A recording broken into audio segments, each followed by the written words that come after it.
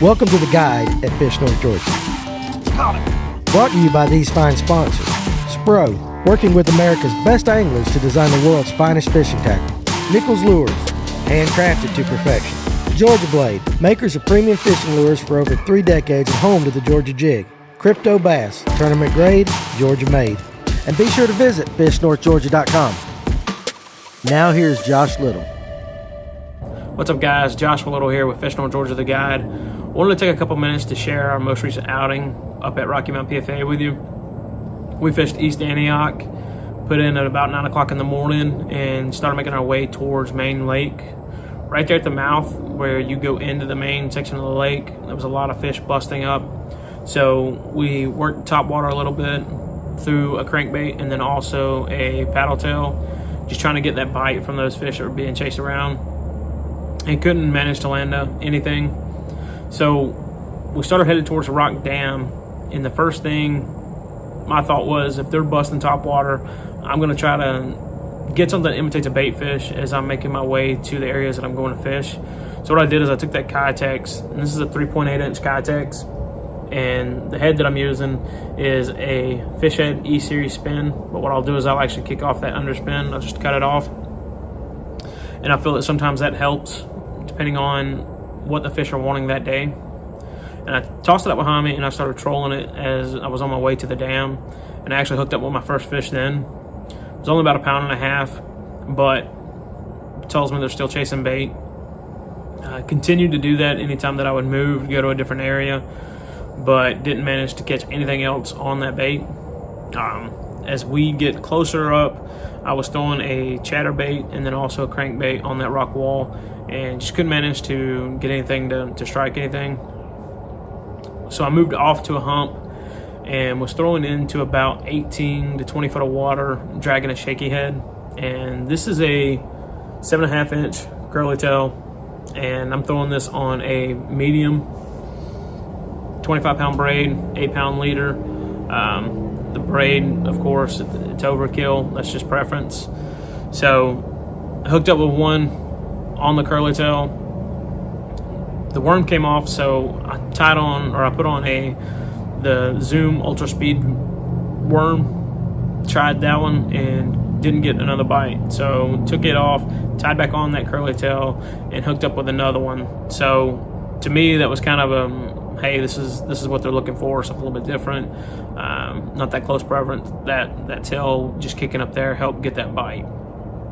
So I continued to work it, throwing it into about 18 to 20 foot of water, dragging it back up to about 9 foot of water, and didn't get any more bites.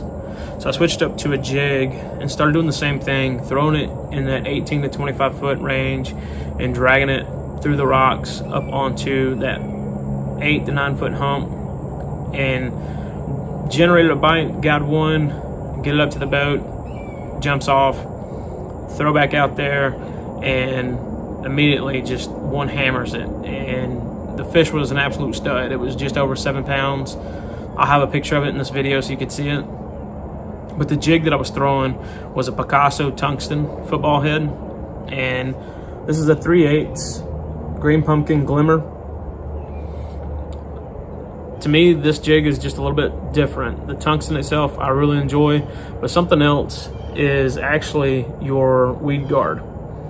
And as you can see, it's got 3 little metal tabs or wires, and what those are is that's actually nickel plated titanium. A lot of people don't think much about it, but as you're putting your bait on your trailer, you can actually bend that out of the way and let it go, and it actually goes back exactly where it was at. You're not going to find very many wire keepers that actually do that. That's one reason that I like the Picasso. I also like the tungsten because I feel that when you're fishing it, it allows you to drag through those rocks or the logs or anything, and you can actually feel what you're going through a lot better than you can if you were using lead. That's just my personal preference. Like I said, this is a 3/8 ounce. The trailer you can use split tail, you can use a crawl. This is Gary Yamamoto. This is a new one for me. It's got a lot of appendages on it. It was just something a little bit different. I've never tossed it before, so I wanted to try it out. Once again, you've got that green pumpkin. It's got a little bit of purple flake to it. And that glimmer on that jig, you can actually see is that blue. And as I was casting it out there, dragging it through, what I would do is, once it hits the bottom, leaving my rod tip at about 3 o'clock, and then I would drag, as I would drag it, bring my rod tip all the way up to about 12 o'clock. And then as I would come down, I would reel the slack in that line. I would get it out to where it was almost, I mean, you could feel the jig itself on what it was sitting on. And I would pause it and give it a minute and let it sit there. So that way, if a fish is right there, it gives them time. It's right in front of their face. It stays in the strike zone. It just gives them a little more time to hit it. Just kind of repeat the process. And what made me do that is on the first bite, as I paused, as I was reeling up the slack, that's when the fish hit it. So on that second one, same thing. Reel it up, tighten back up, get the slack out, holding it there, and the fish just hammered it.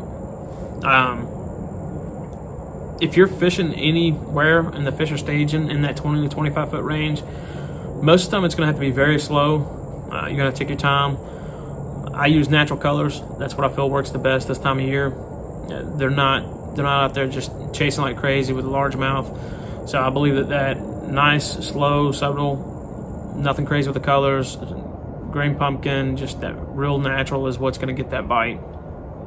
So if you guys are headed up to Rocky Mountain, take a jig, take some type of paddle tail, whether it be Kitex, strike, spot sticker, any of those guys, anything that's got a paddle tail that's going to imitate bait fish, and then also a shaky head. You're going to work in those areas from about 18 to 25 foot.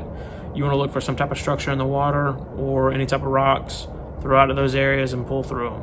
But thank you guys for checking out Fish North Georgia. We'll catch you next time. Thanks for watching the guide here at Fish North Georgia. Our mission is to build a community of anglers to give you the best and latest information to make your day on the water more successful. Make sure you subscribe to our channel, click the bell so you'll be notified of any future content. Make sure you check us out at fishnorthgeorgia.com, where we carry a large variety of bait manufacturers from here in the North Georgia area. So we appreciate you being part of our community, and we'll see you soon.